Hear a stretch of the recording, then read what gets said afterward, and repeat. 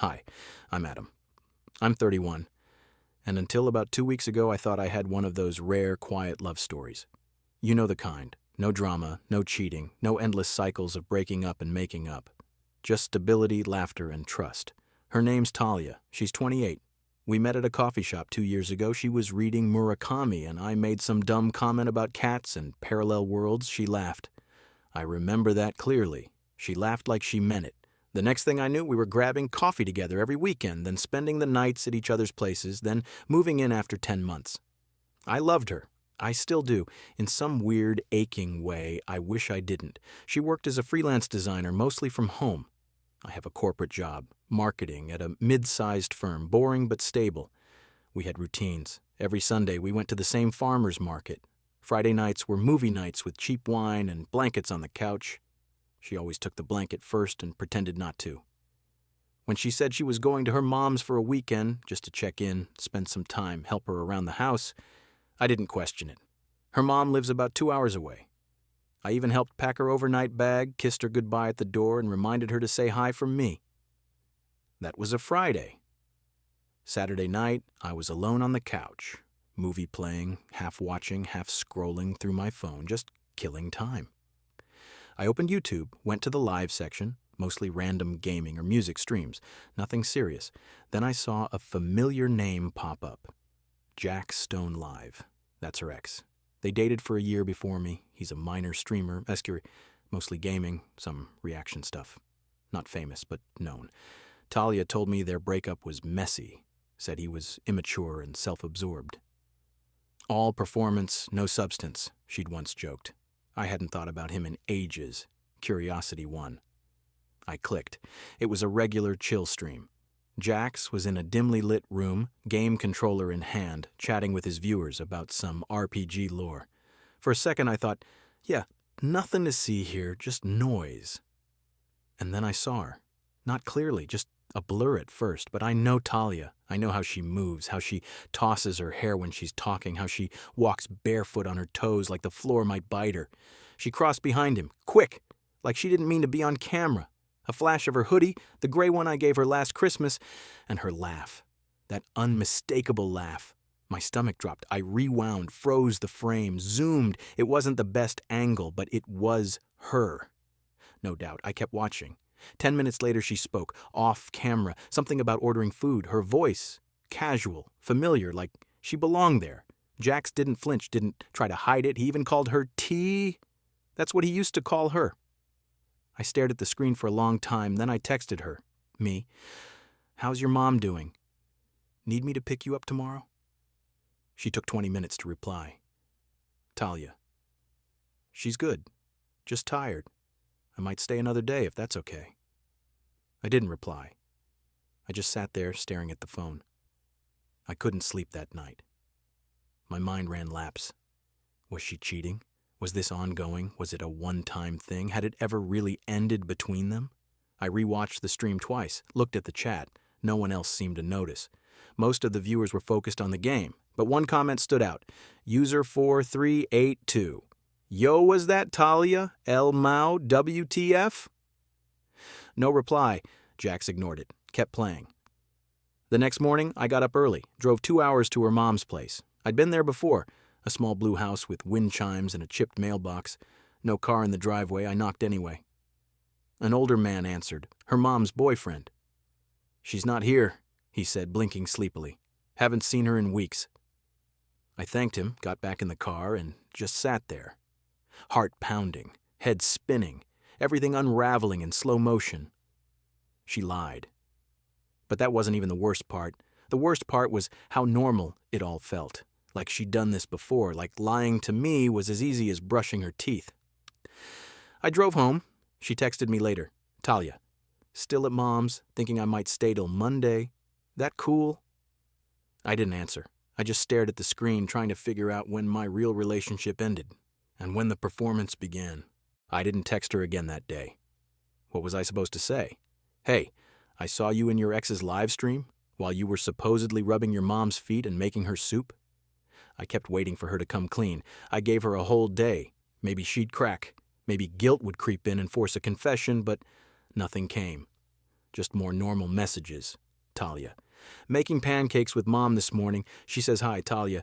Do you want me to grab anything on the way back? Might stop at Trader Joe's?" It was surreal. Like watching someone lie to your face in 4K while texting you the weather. By Sunday night, I couldn't take it. I didn't want to confront her over text. I wanted to see her face. So I waited. I knew she'd come home Monday morning, yet she always hated driving at night. She walked through the door at 9:12 a.m.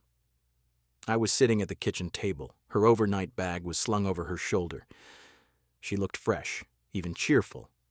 "Hey, babe," she said, walking toward me. "You're home late. What's up?" I didn't say anything. Just looked at her, looked through her. She tilted her head. "Everything okay?" "You weren't at your mom's," I said. No anger, just cold truth. Her expression didn't change right away. She blinked. "What are you talking about?" "I went. Saturday morning. Drove 2 hours. She wasn't there. Her boyfriend answered the door." Now her smile faltered, but only slightly. A flicker. "Wait. Why would you—" "And I saw you," I cut in Jax's livestream. You walked behind him. He called you T, same hoodie I gave you." She went completely still. The silence was like a slow-motion explosion. Then came the excuses. "Oh my God, Adam, it wasn't what it looked like. Seriously. You're spying on me through my ex's stream. I was just visiting an old friend. It was innocent." "Innocent," I stood up. "You lied. You lied to my face. You had a whole script. Your mom says hi, Trader Joe's. You don't visit someone's stream by accident, Talia. You stayed there. You made food. You laughed." She folded her arms.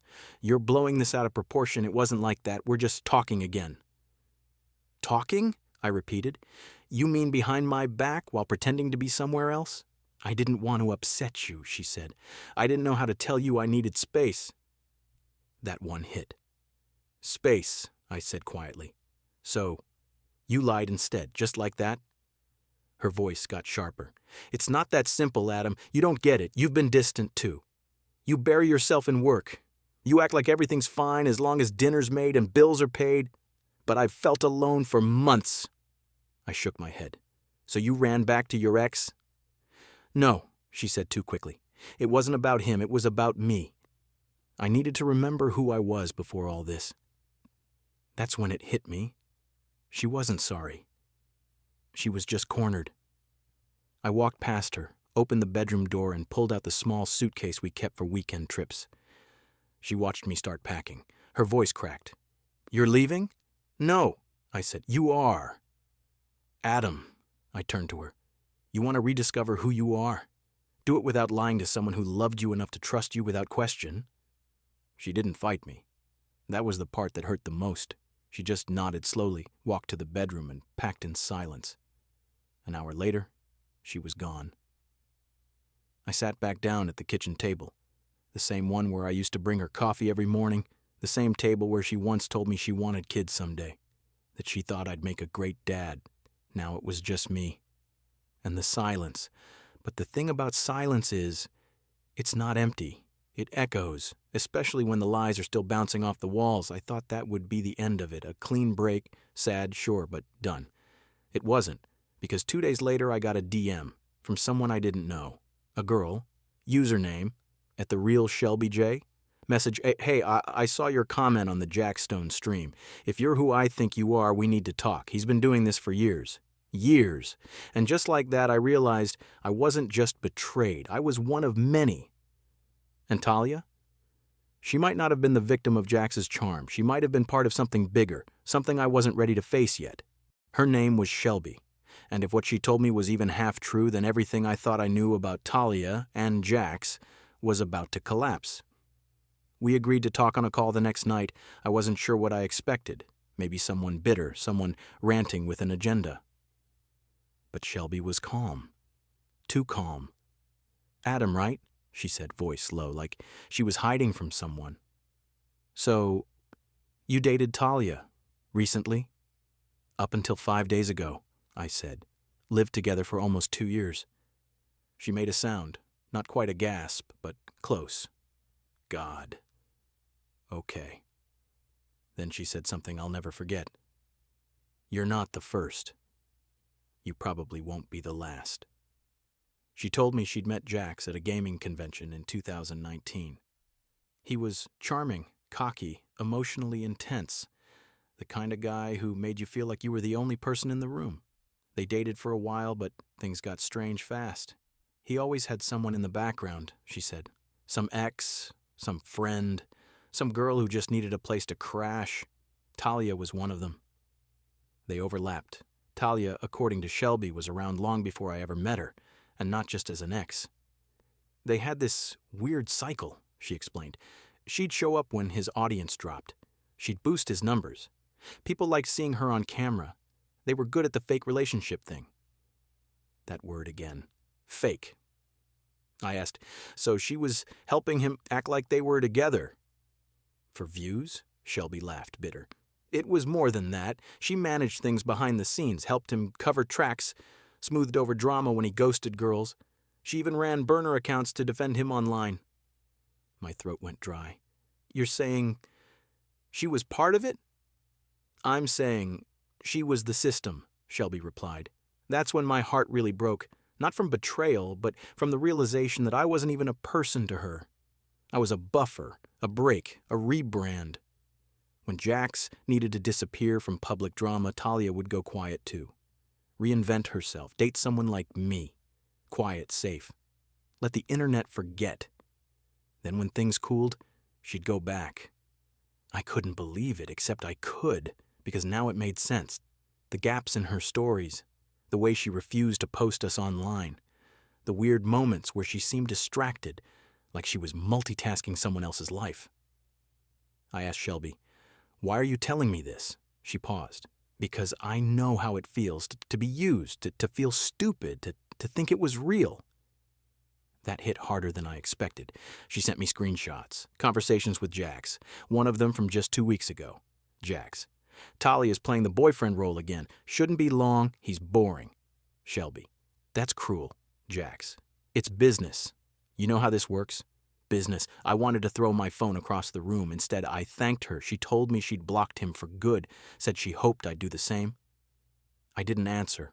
I wasn't ready, because part of me still hoped there was some version of Talia that had loved me, even if only a little. But that version was gone now. Or maybe it never existed at all. That night, I pulled out our photo album. We didn't have many. She never liked taking pictures. But there was one I'd kept in my wallet. Us at the lake, wind blowing her hair across her face. She was laughing, not at the camera, not at me, just laughing. I stared at it until I couldn't. Then I burned it. There was only one thing left to do, and it started with a message to Jax. I didn't expect him to answer, but he did, less than an hour after I sent the message. Me. Let's talk, no drama, just man-to-man. Jax. LOL, what do you want? Me. Truth. He called me 2 minutes later. No warning. His voice was smug, casual, the kind of tone that said he thought he had the upper hand. So, he said, dragging the word out, you're the boyfriend.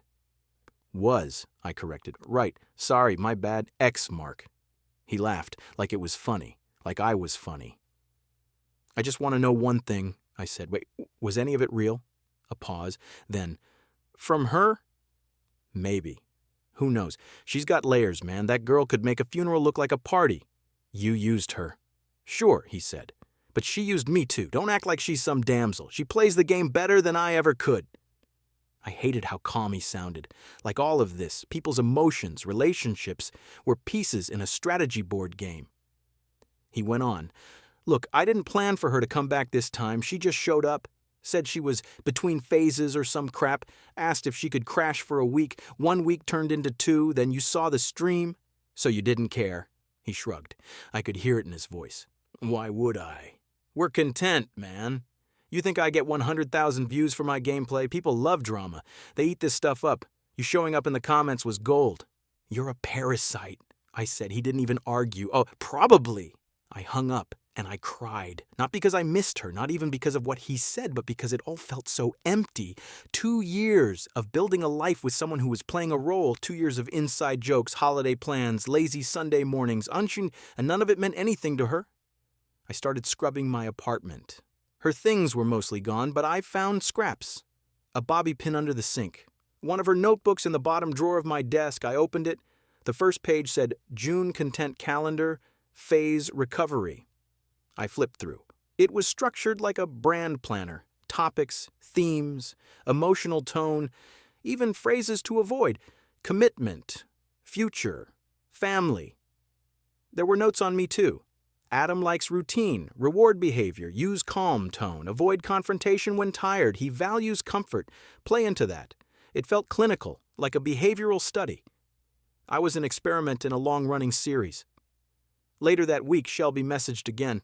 She said others had started reaching out to her, women and men who'd seen similar patterns with Talia and Jax. Some thought they were part of a scam.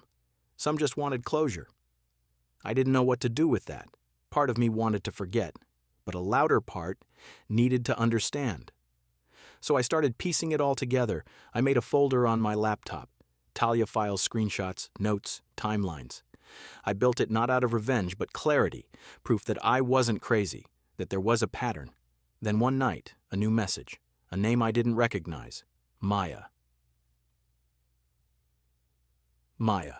I think we both dated her, can we talk? I stared at the screen. Another one? How many more? I agreed to the call, and as the camera turned on and Maya began to speak, I realized something chilling. We all had the same story, same pattern, same lies, same sense of being useful, then discarded. And we were all left wondering the same thing. Who is Talia, really? And does she even know? The call with Maya lasted nearly 2 hours. She lived in a different state, but the story was nearly identical. Talia met her through a friend group online, claimed to be bi-curious, said she'd never really had a safe space to explore. Maya, being patient and open-hearted, welcomed her in. They got close, emotionally first, then physically. She moved in after 4 months, Maya said, started small, just a weekend bag, then a drawer, then her name on the lease. Talia told Maya the same thing she told me, that Jax was her toxic ex, that she wanted something peaceful, a reset, a life without drama. Maya gave it to her, and like clockwork, once things got steady, Talia began to distance herself. She said she needed time with her mom, then work picked up, then she got quiet. Sound familiar? Then one night, Maya got tagged in a clip from a Twitch stream. Jax, mid-game, casually mentioned a girl laughing off-camera. Viewers joked in the comments, "Tea back already? She always comes home eventually, lol?" Maya said her blood ran cold. She confronted Talia, who denied it all, then ghosted her completely. "I thought I was losing my mind," Maya said, "until I found Shelby, and then I saw your name in a thread. It was like discovering you're not the only one trapped in a maze. Other people had stumbled through it. Some found the exit. Some were still stuck inside." I added Maya's notes to the folder. The file was growing. Not out of obsession, not anymore, but because stories need witnesses. And too many of us had been made to feel like we were crazy. The next few days were a blur. I stopped going to the gym. Ate poorly, barely slept. Every time I shut my eyes, I saw her. Not the Talia I knew. The one from the notebook. The version designed for me. Custom built to fit into my life just long enough to wear my trust thin. Then, last Friday, she messaged me. First time since she left. Talia. "Hey, I've been thinking about you. I miss you." I stared at it for 10 minutes before I typed a word. Me. "Who do you miss? The person? Or the phase?" She replied instantly. Talia. "Don't do that." Me. "You planned me. You scheduled me." Talia. "That's not fair. You don't understand what I was going through." Me. "No, I understand perfectly. That's the problem." Then she called. I didn't pick up. She called again. Finally, I answered. She was crying. That surprised me. I thought maybe she couldn't cry. "Adam, please," she said. "Can we talk?" "You're talking. I never meant to hurt you. You did anyway. You were good to me. I know that. You just what?" She fell silent. Then she whispered, "I don't know how to be real anymore." And for a second, just a second, I saw her. Not the planner, not the manipulator, just a broken person clutching 1,000 masks and forgetting which one was her face. I didn't scream. I didn't guilt her. I didn't even hang up. I said one thing: "You need help, not a boyfriend." Then I ended the call. It was quiet afterward, not peaceful but final. And that was enough. For now. It's been 3 weeks since that last call. Talia hasn't reached out again. I thought I'd feel something when the silence finally settled. Relief, bitterness, closure. But all I felt was space. A kind of open emptiness that wasn't painful anymore. Just there. I still catch myself remembering little things. The way she used to hum while brushing her teeth. How she hated when her socks didn't match. The exact shade of lipstick she wore when we had our anniversary dinner. That burnt coral, she said, made her feel bold. Memories don't just disappear when trust does. They linger, like dust on glass, dull, always present, but no longer beautiful. I didn't go public. I didn't post the folder. I didn't name her or Jax or Shelby or Maya. I didn't want revenge. I just wanted my life back. And slowly it's coming back. I started going on morning runs again. Not far, but enough to feel air in my lungs. I deleted the streaming apps, cleaned out the apartment, rearranged the furniture, got rid of the couch we used to watch movies on, donated the coffee mug she picked out.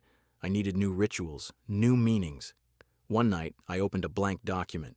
At the top, I typed, "What I learned from loving a lie." I didn't write it for her, or for closure. I wrote it for me. I wrote that people aren't always who they say they are, but that doesn't mean we were fools for believing them. It means we were open. It means we had hope. And that's not weakness, it's humanity. Talia wasn't a monster. She was a mirror, reflecting everything I wanted to believe about love, that it's stable and mutual and safe. But mirrors crack. And when they do, you don't keep looking into them, hoping the image will heal. You turn away. You find something real, something warm, unpolished, honest. I don't know where she is now. Maybe with someone new. Maybe playing another role. Or maybe she really is trying to be real, like she said. That's not my story to follow anymore. As for me, I'm still here, still learning, still building. And someday, when I'm ready, I'll let someone in again. Not because I've forgotten, but because I've grown. Because trust isn't about never getting hurt. It's about knowing you can, and choosing to try anyway. And maybe, just maybe, next time I'll recognize the difference between love and performance. The next time someone tells me they're going to their mom's, I'll still believe them because I don't want to live in suspicion, but I'll also listen harder, pay attention to the silence between the words, the details that don't fit. Not because I'm paranoid, but because I finally know love is built on presence, and anyone worth keeping won't make you wonder where they really are, not ever again. Adam.